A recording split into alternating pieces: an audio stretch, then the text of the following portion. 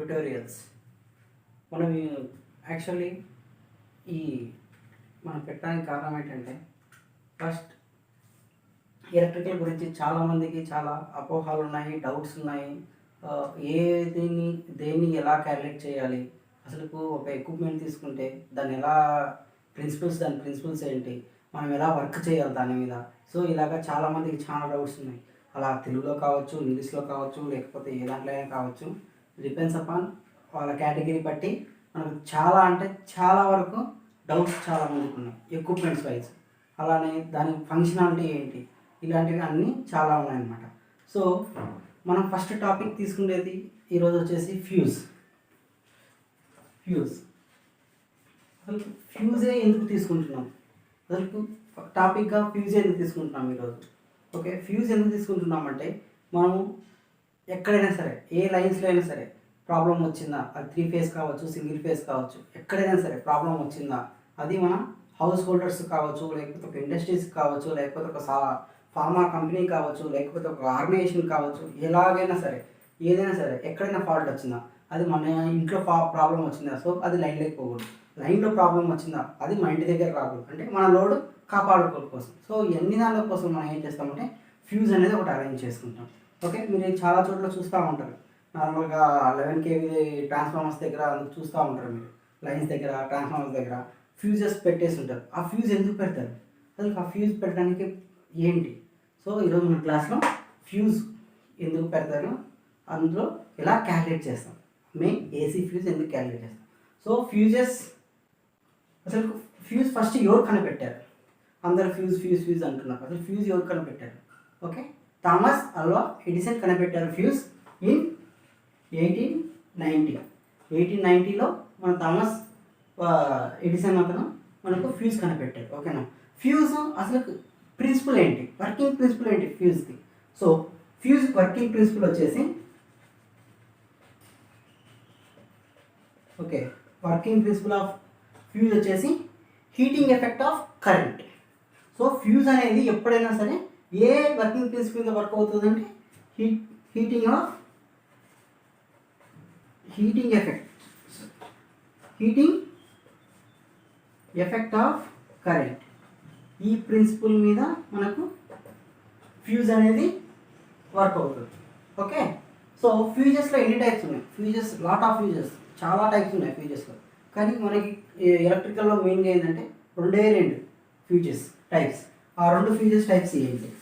So ఆ రెండు fuses types ఏంటంటే, ఫస్ట్ వచ్చేసి ఏసీ ఫ్యూజ్, సెకండ్ది వచ్చేసి DC fuse. Okay, AC fuse, DC fuse. ఈ ఏసీ ఫ్యూజ్లలో చాలా డిఫరెంట్ టైప్స్ ఉన్నాయి, అందులో డీసీ ఫ్యూజ్లలో చాలా డిఫరెంట్ టైప్స్ ఉన్నాయి. సో ఈ రెండు దాలను మనం ఎలా ఓవర్కమ్ చేయాలి, ఓకే, ఎలాగా క్యాలిక్యులేట్ చేయాలి. సో ఏసీ ఫ్యూజ్ ఎలా క్యాలిక్యులేట్ చేయాలి, డీసీ ఫ్యూజ్ ఎలా క్యాలిక్యులేట్ చేయాలి. సో ఫస్ట్ ఆఫ్ ఆల్ మనం వచ్చేసి వెళ్దాం AC fuse. How to calculate AC fuse,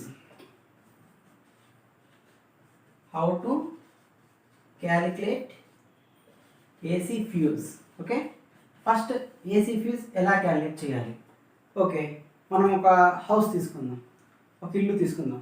okay, ఒక ఇంట్లో సింగిల్ ఫేజ్ సప్లై. ఓకే, నార్మల్గా మెజారిటీ పీపుల్ యూజ్ చేసే సింగిల్ ఫేజ్ సప్లై యూజ్ చేస్తారు, 3 ఫేజ్ కూడా యూజ్ చేస్తారు, డిపెండ్స్ అపాన్ వాళ్ళ లోడ్ బట్టి. So majority people single phase supply use చేస్తారు. సో సింగిల్ ఫేజ్ సప్లై అంటే ఏసీలో సింగిల్ ఫేజ్ సప్లై అంటే 230 వోల్ట్. ఓకే, వాళ్ళ ఇంట్లో లోడ్ వచ్చేసి 1 kW అనుకున్నాం. So power or load. Okay, load 1 kW. 1 kW అంటే 1000 యూనిట్స్.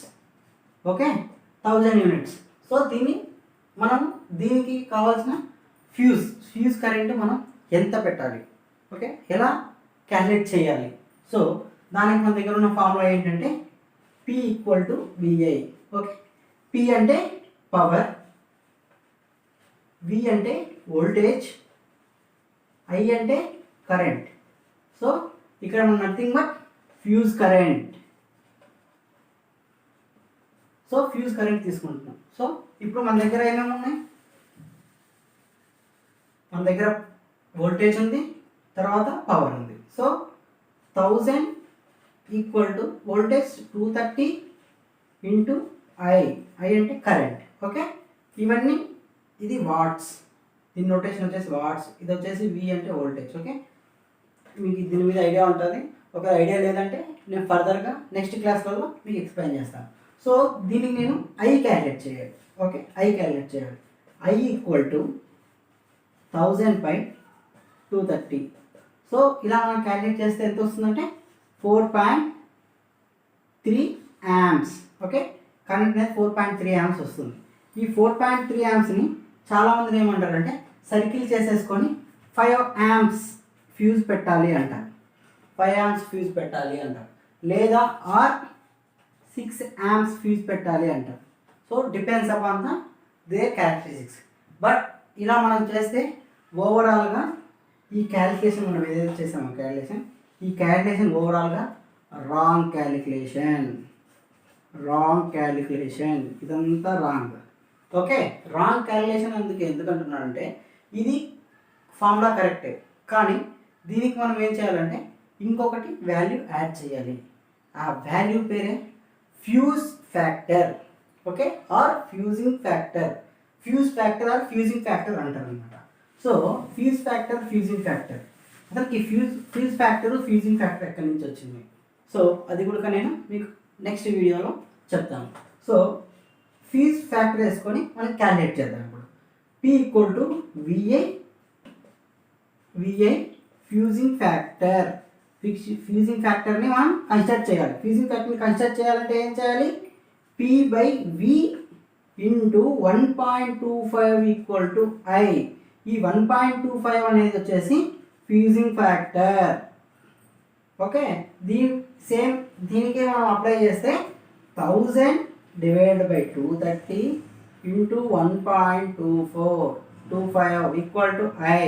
సో దీన్ని మనం సింబాలిక్గా ఏం మనకు అవుట్పుట్ ఎంత వస్తుందంటే క్యాల్కులేట్ చేస్తే మనకు 5.43 amps. సో మనకు 5.43 amps వచ్చింది. లాస్ట్ టైం మనము P ఈక్వల్ టు VI ఈ ఫార్ములా వేసినప్పుడు ఎంత వచ్చింది?